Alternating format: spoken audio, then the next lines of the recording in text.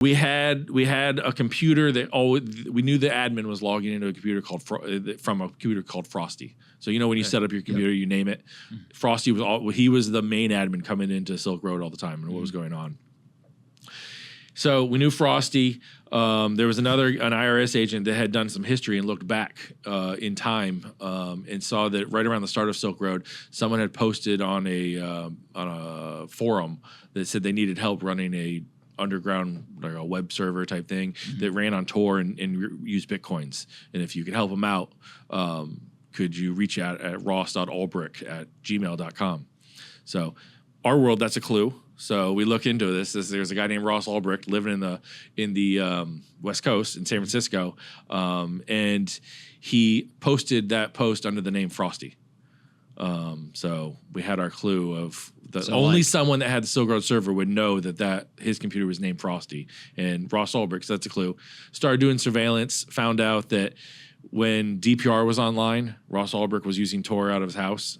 More clues came together. Put everything in an affidavit and flew out to San Francisco. So do you find him without that original post? Maybe. I don't know. Yeah. But I mean, that was the like breakthrough at that point in the investigation. Yeah. I mean, so each piece couldn't be used independently, but put together. The collective was enough to get a 46-page, arrest warrant. Okay. When you guys fly out there, like, you're going to arrest them. I had the arrest warrant in pocket. I'd already been to the judge in Southern District. He signed an arrest warrant. I had for Ross Ulbricht, a.k.a. DPR. Okay. I've read, I forget the name of the book. It talks about in the library. American Kingpin by Nick Bilton. Yes. Great book. So my understanding is that he goes to a public library. He's using the internet there. Yep. What is this like? His hands are on the computer, but you guys get him to basically take his hands off the computer? So we were at a cafe in Spotifed in San Francisco, and we stuck out pretty well. We get there, and I was just gonna say, is it like the whole like local cops donuts, like the whole thing? Bulge, yeah, cargo pants. I mean, seriously, man, we stuck out like sore thumbs. But you're not a tech worker, no. And so everyone's just clearing out of the coffee shop. They're like feds, pretty much. The first day, nothing. He didn't come out. Nothing was going on. There was a surveillance team on his house. Okay. Second day, got a call. He left his house and he has a laptop bag over his chest, carrying it. And we're in a cafe, just kind of sitting there waiting down the street around the corner. We all leave. I leave and take a left, go in the crosswalk, and he's right there in the crosswalk. We face to face. I mean, throw him on the ground, arrest him, case closed. I let him go. Wait. I don't know this part of the story. So when you walk out of the cafe, you go left. And he's right there in the crosswalk. In the crosswalk, we cross. And you have the arrest warrant with you. It's in my pocket. And you don't say I let him go. Okay, why? Jeremy Hammond. I had to arrest him with his keys on the finger. Like if that thing was encrypted, or he had said that maybe he had a degausser, something to ruin the evidence. I needed that laptop. The laptop was more important than the person at the time. Okay, so I'm going to make a connection to what you just said. If it wasn't law enforcement, it wasn't the Ross situation, because I know there's a lot of people who have different views on this. So I want to make sure that you have a chance to kind of talk about it from your perspective. But sure. Let's just say that you were in business and you had an experience, you learned from it, and you did it again. That is a story as old as time. But in some way, from a law enforcement perspective, a previous event that you guys had been involved in, you actually learned and adjusted your tactics, right? Whether people agree with it or not. And that's why you don't end up arresting him right there. 1,000%. It's the only reason I did not throw him to the ground and arrest him right there is the arrest of Jeremy Hammond and learning from that. Okay.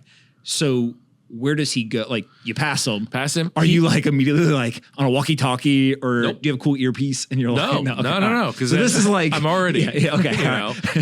I'm already sticking out. So, and I look like a cop, So, I go past and I take a right and go across the street, and hopefully somebody else is watching him, and they are. And we're just texting. It's just a text chain going back and forth. There's no radio communications. We don't have radios. We don't have radios at work. Because we're from New York. I brought Tom Kiernan with me. He was and I brought Jared Darrigan, and I brought another guy named Todd with me out there. All New York guys. Well, Jared's a Chicago guy. He goes into the cafe we were just in, realizes it's a little crowded in there for him, so he goes next door to the library, and he goes upstairs, and he sits in a window. Jared and I kind of circle around and come back, and we sit on a park bench outside a hardware shop and can see up in the window that Ross is sitting at a table and opens up his laptop. Jared... So you guys can literally see. We can literally see him. Jared opens his laptop, and now I always say that maybe Ross was a little kind of understood that maybe I'd look for police cars coming or something like that. That's why he sat by the window. I have no idea. Jared opens his laptop, sitting on his bench, and we see that DPR just logged in. I got Ross with a computer just open, DPR just logged in. Okay, so this is like kind of a crazy thing, but like this is the first day you ever see him in person. Yep. And like the sidewalk it's like game on. Yeah. So like you have now visually seen Ross for less than 30 minutes, 20 minutes. And like 20 seconds. Yeah. And now you're already like, okay, cool. Game on. Yeah. Jesus. Okay. How do you get from bench to... So he opens it up, starts logging. Jared sends him a personal message. See the guy up there typing. Message comes back and forth, kind of steering his direction. 100%, we got our guy. We've closed that air gap. Good to go.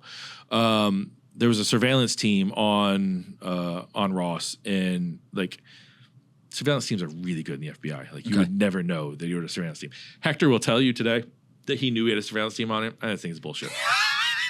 I'll tell him to his face I think it's bullshit, but he swears he knew it was coming, but Ross didn't. Ross sits at his table, opens his laptop. He's running his billion-dollar empire at the table. A female agent, maybe 5 feet tall, maybe, sits down across the table from him, plain clothes, and she starts reading a book. Ross is drug czaring it up. And then a female agent, an older female agent, and a male agent walk in behind Ross. And, everyone knows, I said, get the laptop. The laptop's an important part. We'll get Ross. He's not getting out of the library. Get the laptop. So the older female agent cocks back and punches the male agent right in the jaw. Whoa. I heard that there was a disturbance. I don't think I knew that they punched him. The older female agent who's walking behind Ross punches the male agent. To create a distraction. Okay. Ross turns around. The female agent takes the laptop and slides it across the table, hands it to Tom Kiernan, and Tom Kiernan's job was to keep it alive. So that was it. We had the laptop. And you were worried that if he touched it, whatever, something could happen. It could lock. Control-Delete. So what did Tom Kiernan, what was his job? So we had bought a battery pack and every single adapter possible for any laptop ever to plug it in, keep it alive, and keep hitting spacebar and just keep taking. He took pictures, screenshots of the pictures. So that ended up in the newspaper later after that of mastermind. It was in his trial. That this was the mastermind, the main login for LulzSec, or not for LulzSec, for Silk Road, and that was the computer Ross was sitting at in the library. The pictures have the library in the background. Why is he hitting the space bar? Just keep it alive. Keep it from locking. We had no idea how long, what the security features were of when it would lock out or anything like that. So punch, laptop, and then you arrest him? Well, Ross stands up a little bit and Todd pushes him back down in the chair. As the arresting agent, you never want to be the guy that goes hands-on. Why? Because you want to build that rapport. You don't want to take his freedom from him. Let somebody else do that. I don't know if there's a lot of new agents that do that. They don't teach that in the academy. Yeah. You want to work with him. So don't take his freedom away. Let somebody else do that. So Todd uses my handcuffs him up. I bring him down. I'm at the top of the stairs. I bring him about halfway down to the bottom of the stairs. Agents kind of seal off the library because people are like, what the hell is going on? There's a bunch of plainclothes guys. No idea the FBI is in an operation. Yeah. I frisk Ross, one of the other things.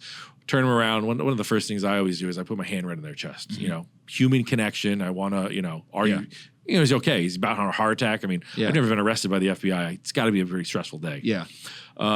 He's fine. We talk, go out to the car, and that's why I finally show him his arrest paperwork that said, his name and DPR, and I think things kind of set in from there. And he is like, you got me? Nope. Oh, no. He's going to fight it. Lawyer. Got it. Okay. Read him his rights, no more questions, and that was it. Okay. In hindsight, what was he arrested for? I don't know what the initial charge is. So you charge someone with everything you have right there in front of you, and then you supersede the indictment after the arrest with enough information or whatever. Yeah. Okay. What we find, what we gather from the search. We did execute a search warrant on his house right after that, and so the information we find there. I don't remember what the original. Did you find a lot of obviously the computer's got a ton of information, but you already had the server, so like you had a lot of information, whatever, in the house and stuff like that. Did you find more? I didn't do the search of the house. I took Ross to jail. Jared stayed behind and did the search of the house with the local San Francisco FBI. Okay. So, I mean, that's a kind of a strange story. So we were supposed to, we fly out to New York. Mm-hmm. I meet with the San Francisco case the supervisor, cyber supervisor, and we sit down and we talk about Silk Road and what's going on, why I'm there, and all that. And he says, "All right, so we're gonna make a plan. We're gonna go in and we're gonna arrest Ross with a SWAT team." And I say, I can't do that. Like I did that before. I tell him the Jeremy story and all that, and it doesn't work. And he's like, all right. And he says, all right, how about this? We'll send in 3 SWAT teams. And he had some idea of like a helicopter and rappelling and basements and all that. And I said, well, give me a couple days. And so he gave me a couple days. The government shut down working at this time. So we're all working for free. And that's in that 2 days was when Ross came out and we arrested him. So the next day was supposed to be the SWAT teams, and we were doing it because he was the boss out there. He was in charge. I just remember them. So we called them right after the arrest when we're sitting. Ross is sitting in a van, and all we heard is a bunch of New York fucking cowboys. That's what they called us. Really? Yeah.